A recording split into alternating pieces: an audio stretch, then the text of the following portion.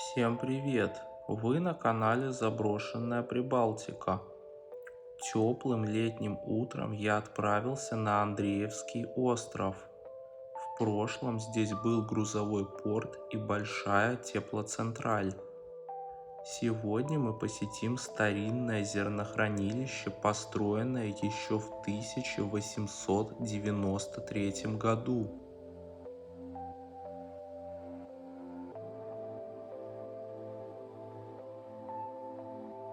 А после прогуляемся по первой Рижской ТЭЦ, которая была открыта еще в 1905 году и более 100 лет снабжала Ригу теплом и электричеством. Приятного просмотра!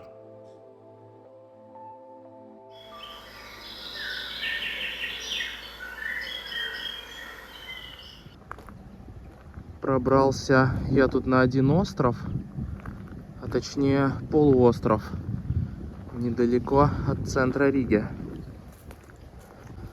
И тут есть кое-что интересное. Вот это здание — старинное зернохранилище. А там, где трубы, раньше была первая Рижская ТЭЦ.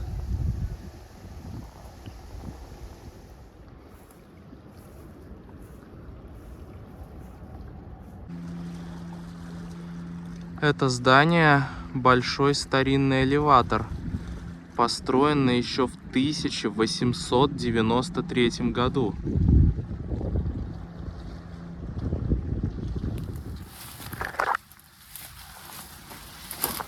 Такс.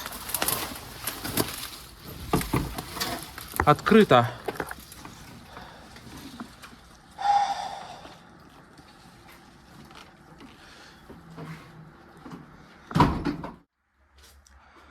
Вот я и внутри старинного элеватора.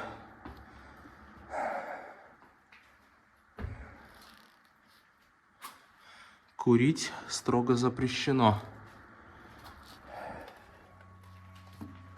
Ух ты!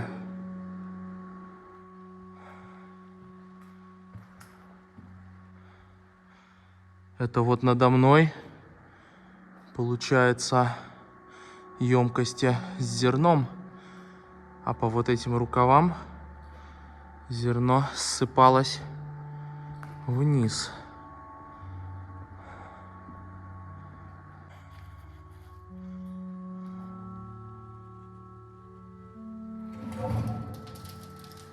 Остатки зерна посыпались.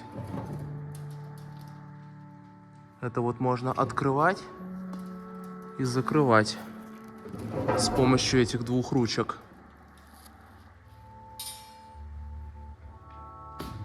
Что это за ящики?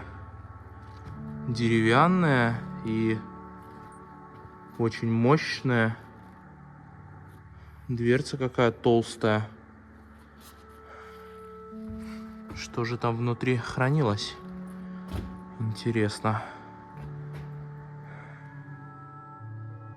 Изучай и исполняй правила техники безопасности.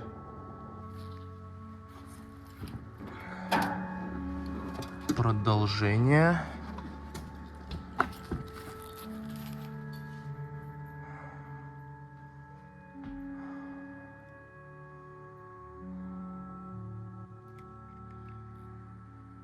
Вот здесь снова много рукавов. И все высыпалось на такой конвейер, получается.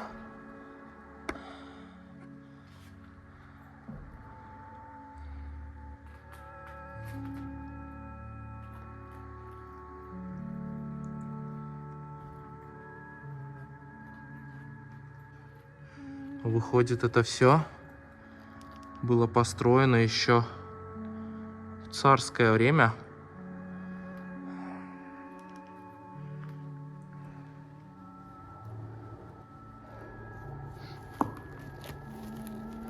В мешках, походу, гранулы.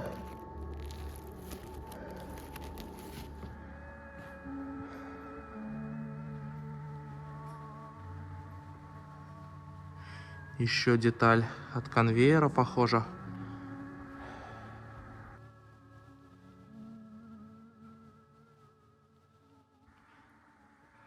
Смотрите, это похоже старинные весы.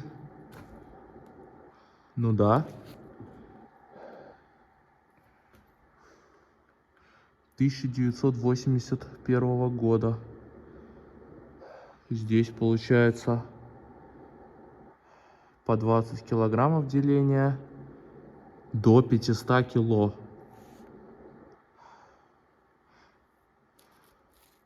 А здесь уже по 2 кило деления.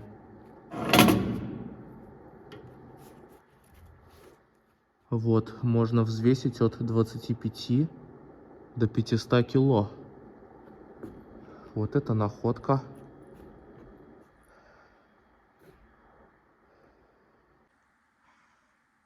Это вот насыпали зерно отсюда, потом взвешивали, и оно сразу ехало дальше по конвейеру.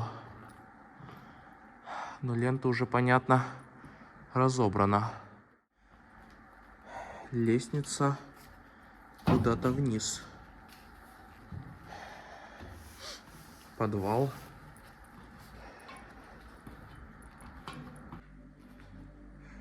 Старинный подвал.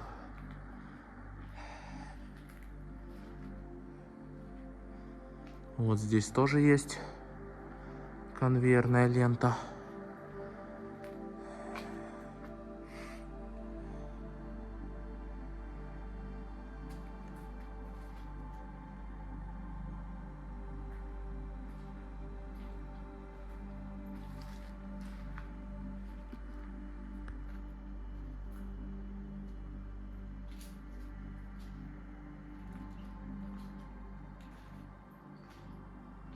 Это все, конечно, завораживает.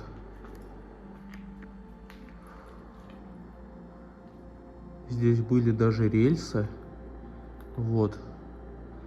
Похоже, узкоколейка. Может быть, тут ездили вагонетки с зерном.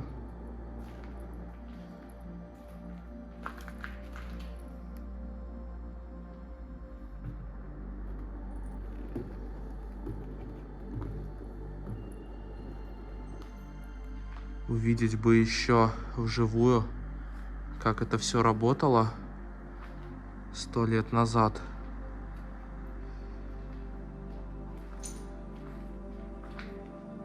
Просто лабиринты.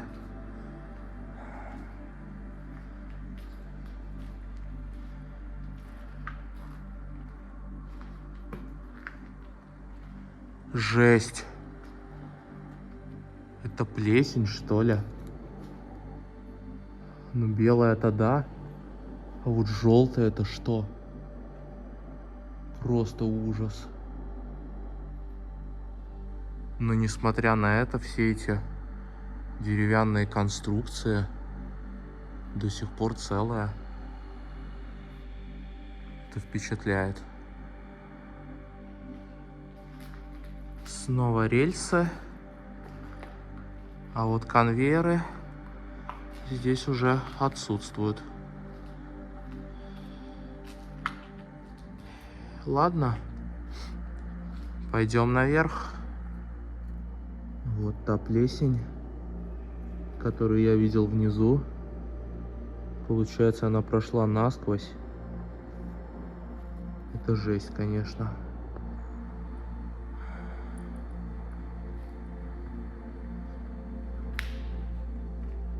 При пожаре звони 01.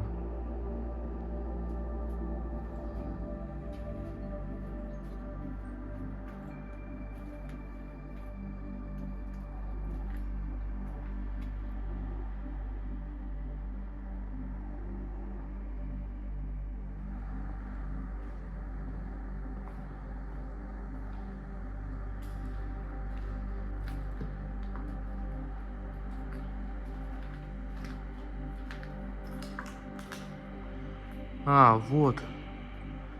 Это, оказывается, они прятали огнетушители в этих толстых ящиках.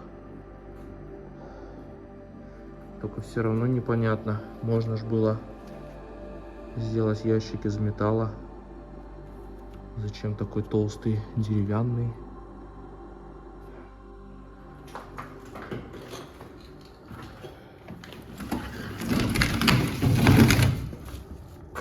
Вот это вид.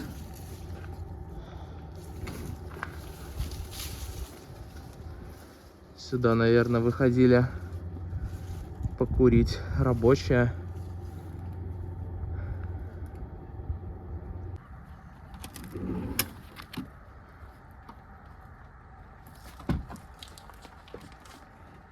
Здесь такой сконцентрированный запах дерева. Ох. Так, но это еще не верхний этаж.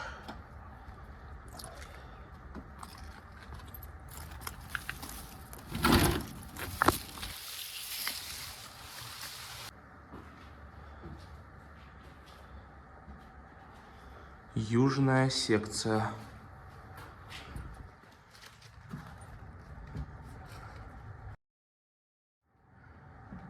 Интересно, что тут все из дерева сделано. Балки, перекрытия. Крыша держится фактически на дереве. Тут должны быть люки в сами емкости с зерном.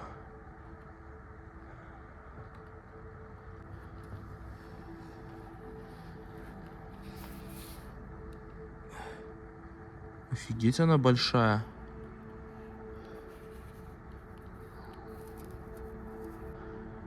Надеюсь, что пол здесь крепкий. Здесь уже металлические балки.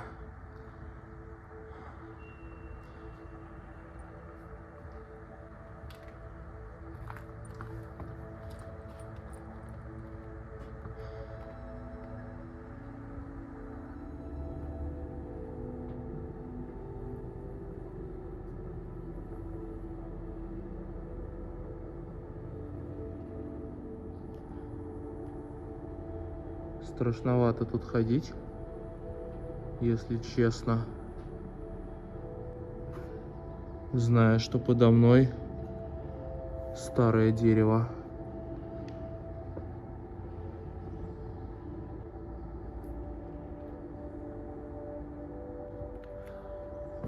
Тем не менее, я все здесь обошел.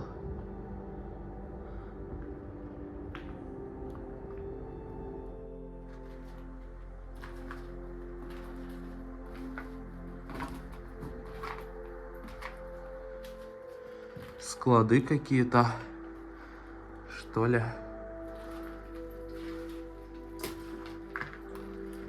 Что за ящики с отверстиями?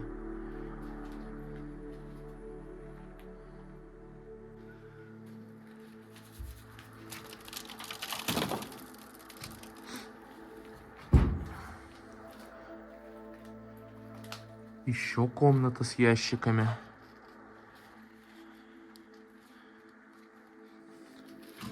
Но они все пустые.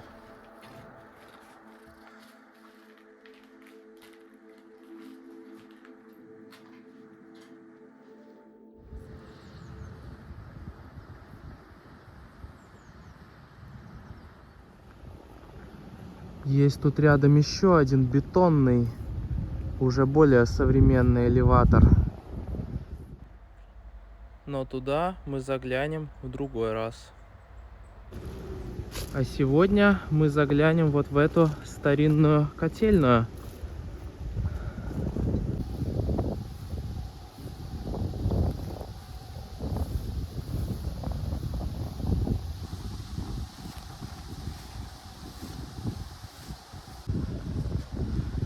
Архитектура, конечно, впечатляет.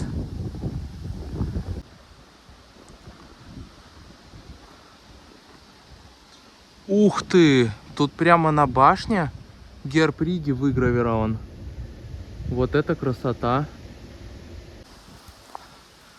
Построено все это было в далеком 1905 году.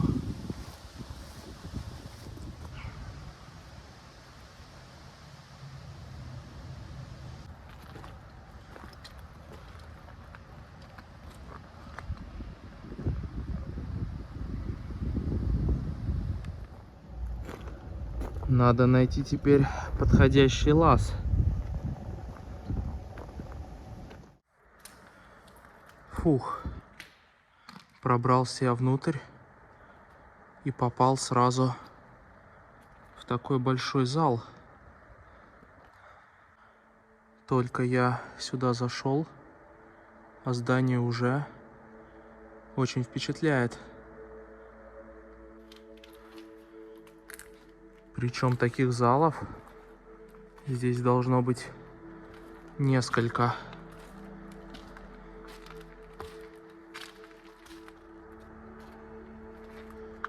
Офигеть! Просто посмотрите на это.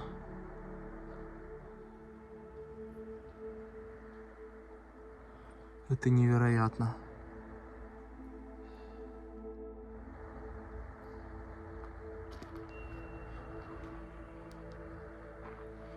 Вот это, конечно, размеры.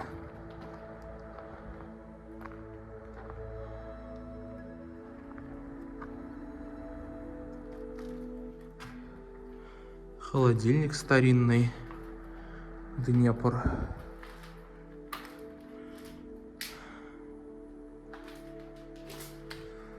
И тут, похоже, были мастерские.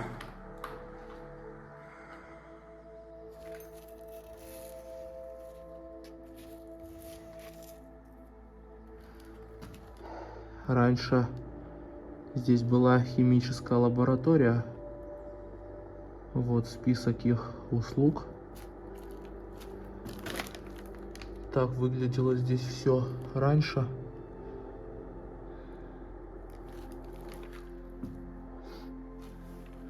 Работа кипела.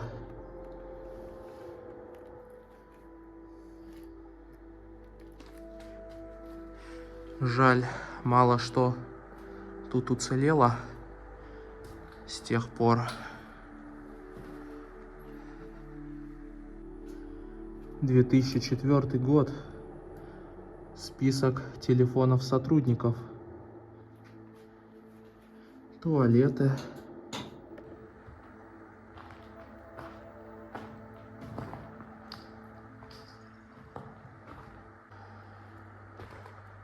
Опа! Там что-то интересное.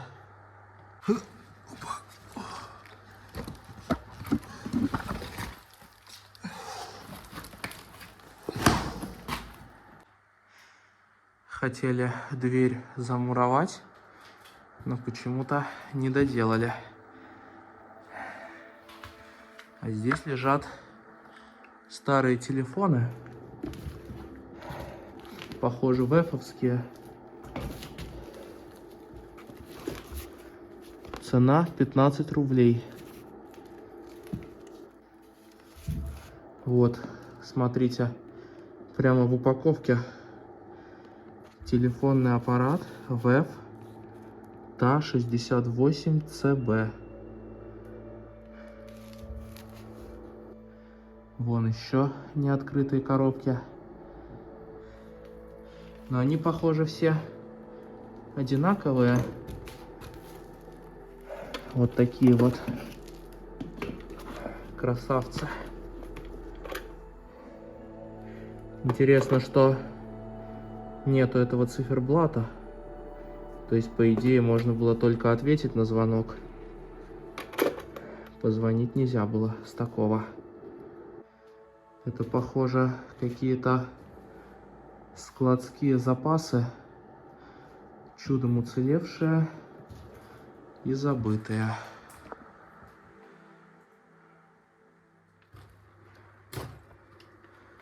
Там снизу должен быть бункер, но туда заглянем позже. Вначале осмотрим верхние этажи.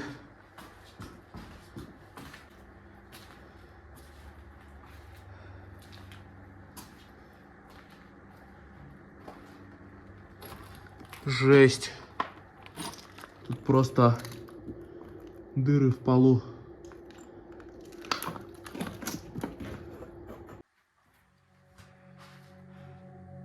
Какие-то склады. Вон перчатки рабочие. Обувь. И вот такой длинный коридор.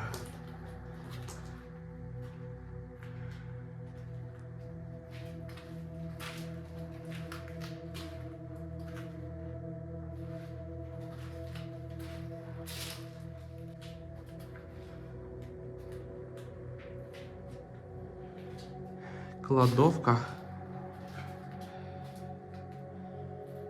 Шкафчик для инструментов, вероятно, был.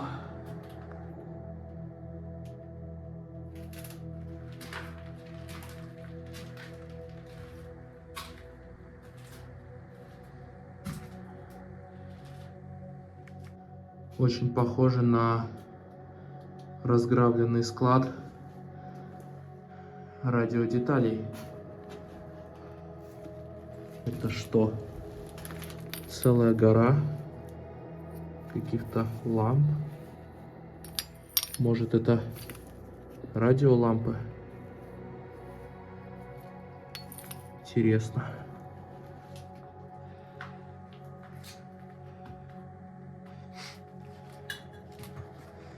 Эх, заглянуть бы сюда лет 10 назад.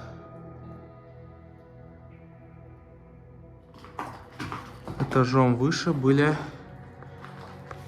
раздевалки.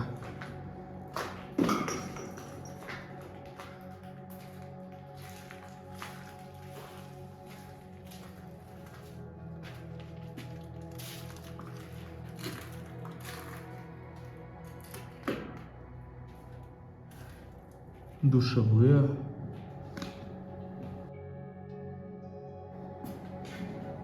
Уважаемый банщик, оставь обувь на полу и смело лезь на лежак. А вот и банька.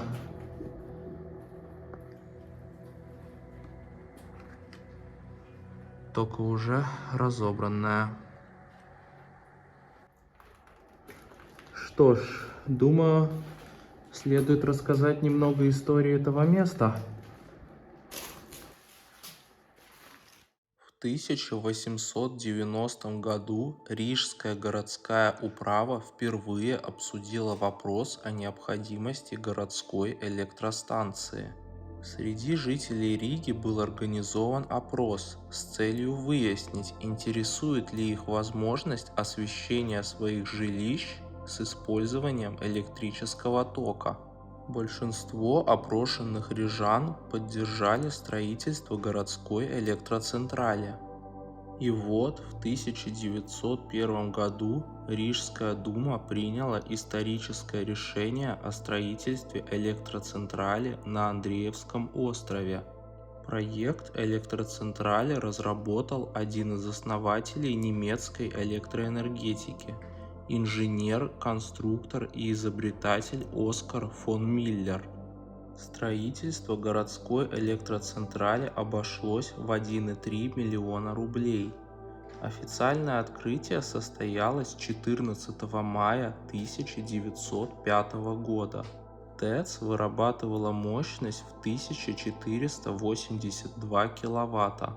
В первый год работы она произвела 23 тысячи киловатт-часов электроэнергии, поставив ее 652 клиентам.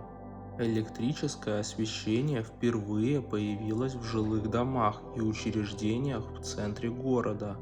Первые 20 электродуговых ламп установили на Александровском бульваре, ныне бульвар Бривибас. В последующие годы все большее число жителей Риги знакомилось с электрическим освещением и начинало использовать его в повседневной жизни.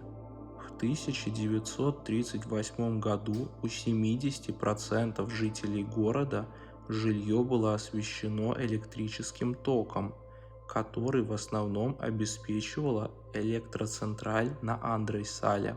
В 1958 и 1974 годах при СССР в Риге были построены две дополнительные ТЭЦ, которые во много раз превосходили по мощности ТЭЦ в Андрейсале.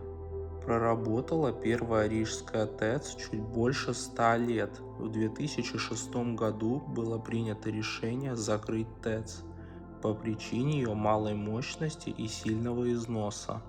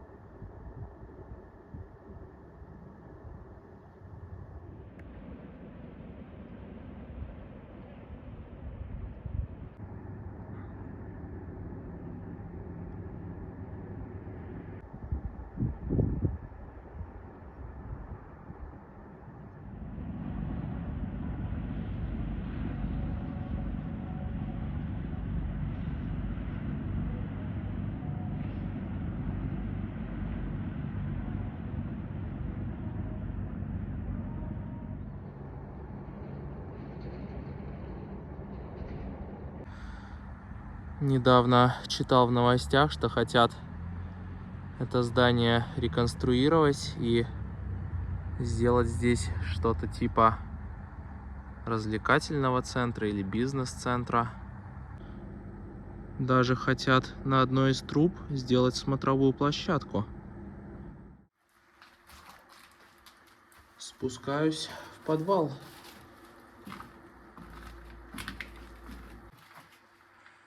Женские раздевалки и душевые.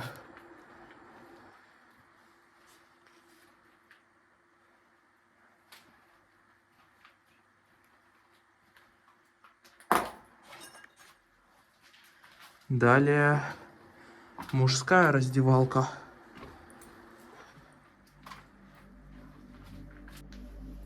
Ой, это плесень, походу.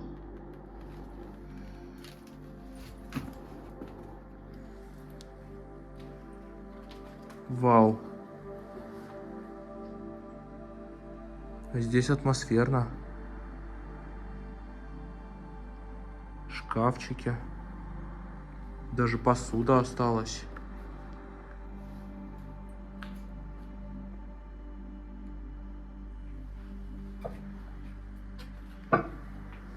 Душевые снова.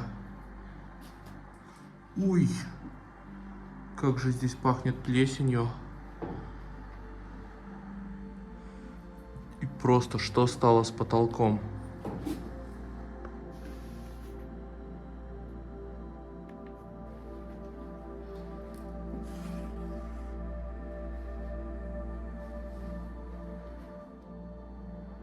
Бомбоубежище номер 74.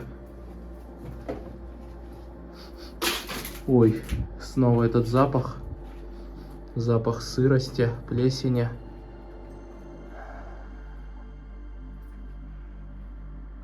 Фильтр вентиляционная.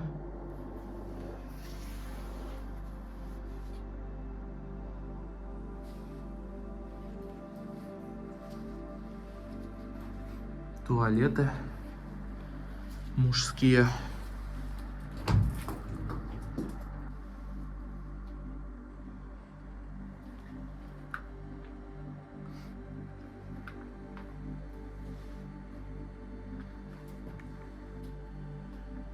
все сгнило. Хабара нет. Сейчас проверим. Кафедра. Это, наверное, для преподавателя гражданской обороны. Журналы. Вот вижу 99-й год. Журналы про энергетику.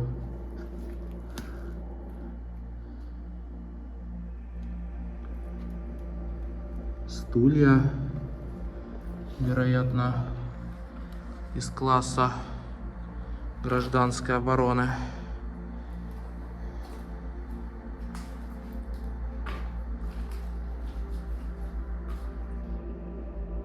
Старые фильтры. Самих противогазов уже нет. Дальше пусто.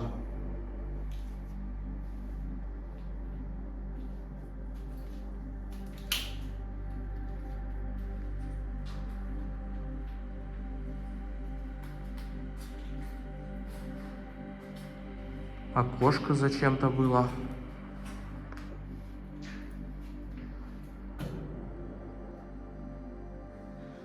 А тут что?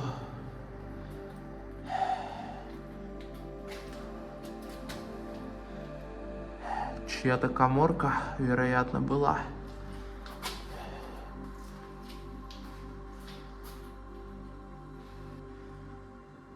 Да. Надпись на двери оказалась правдой.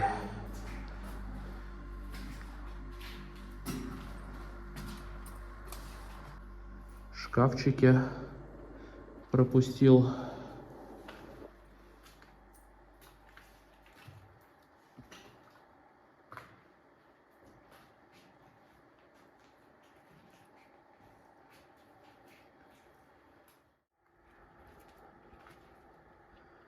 Нашел я тут еще кое-что любопытное. Вот такой тоннель. Причем уходит он куда-то далеко. Надо доставать мой мощный фонарик. И, пользуясь случаем, я хочу напомнить вам про фонарики от компании Armitec. Вот уже как почти 2 года я пользуюсь их фонариками. Тут сразу вода. Хорошо, что у меня сапоги оказались с собой в рюкзаке. Это мой поисковой фонарик для таких случаев, как сейчас. Ух ты! Там еще и поворот. А тоннель-то длинный.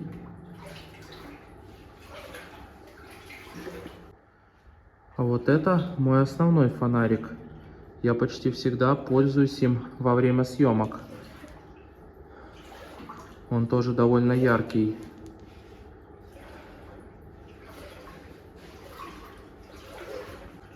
При всем при этом он легкий, маленький и батарейку держит долго. Тем временем воды все больше и больше.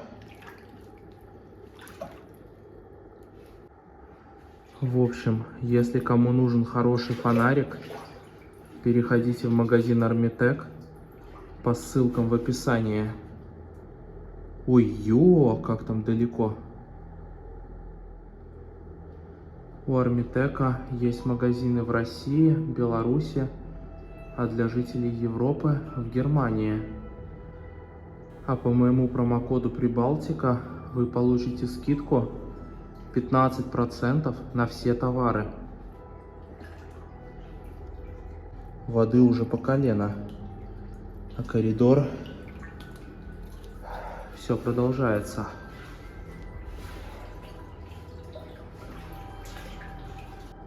Я так понимаю, это был технический тоннель. Здесь вот остатки кабелей. И я очень надеюсь, что они отключены.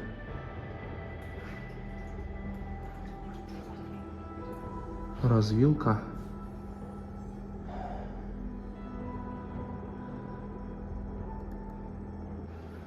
Тут тупик. И походу лестница, ведущая наверх.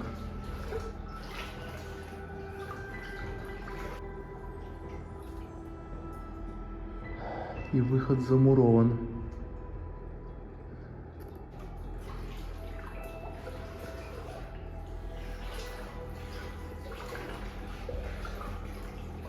Я прошел уже метров, 200 точно.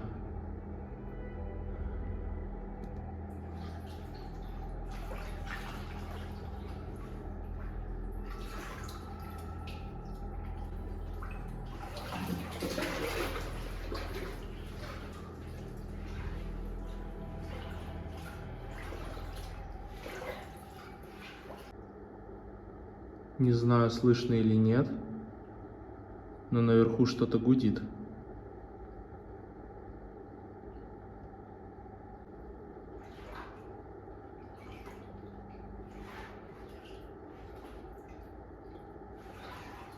Ну вот и конец.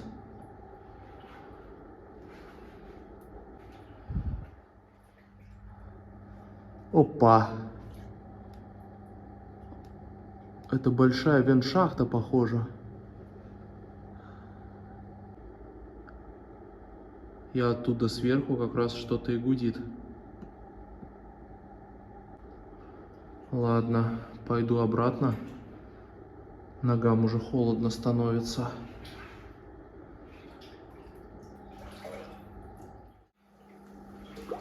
Скажу честно, в таких тоннелях мне еще не доводилось бывать. Настоящий лабиринт.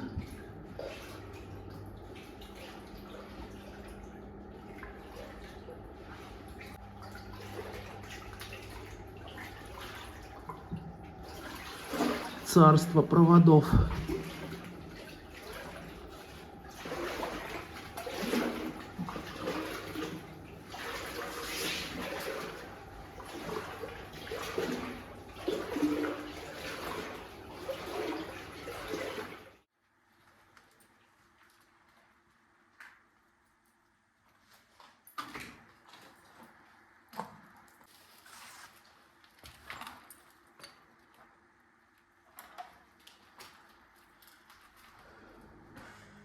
Вот этот большой цех. Просто вау.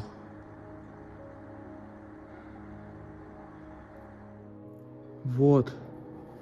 Чуть не пропустил. Главный пульт управления.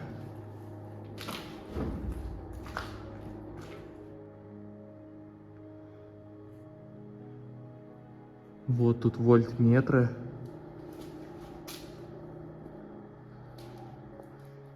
Рубильники какие здоровые.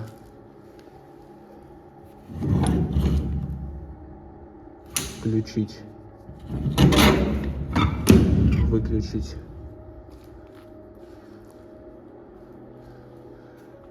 И амперметры.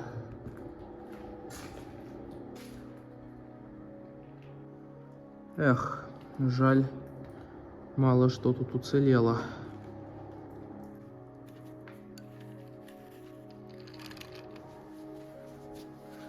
Эх, да.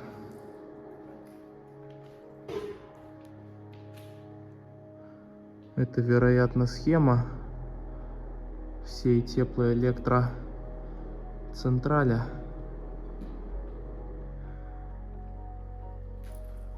На полу валяется много приборов. Что это?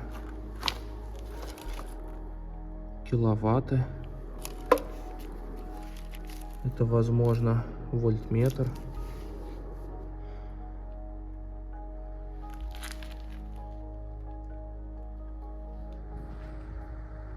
Вау.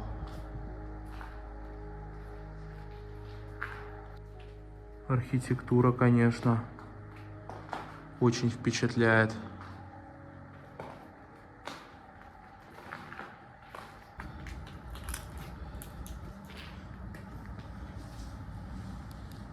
Крыши нету.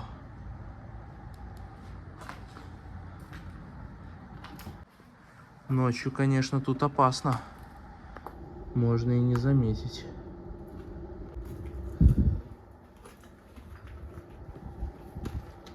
Такс.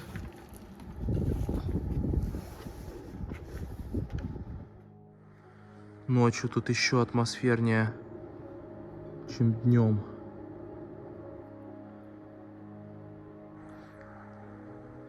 Нашел я тут наверху вот такой здоровенный кран. Вот кабина крановщика. Здоровенный крюк на 20 тонн.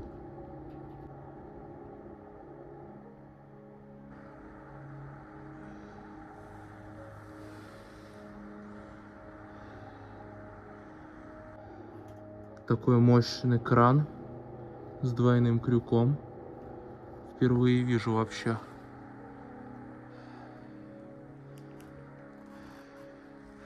Над всем цехом можно было ездить. Вон рельсы. Офигеть, конечно.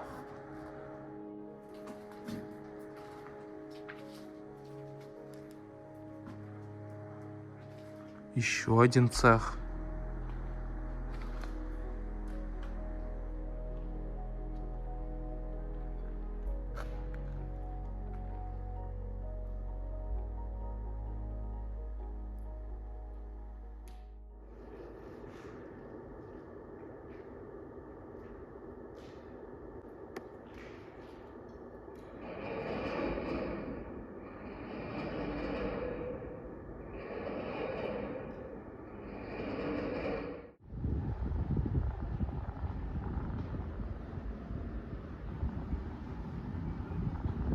Попал на вечернее световое шоу.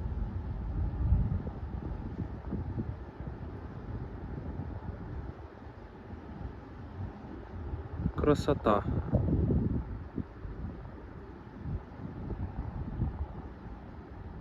Спасибо всем за внимание. Напоминаю вам, что в этот раз мы посетили заброшенную ТЭЦ и старинный элеватор. Надо будет вернуться и посетить вот этот более современный и тоже заброшенный элеватор. Всем счастливо и до скорых встреч!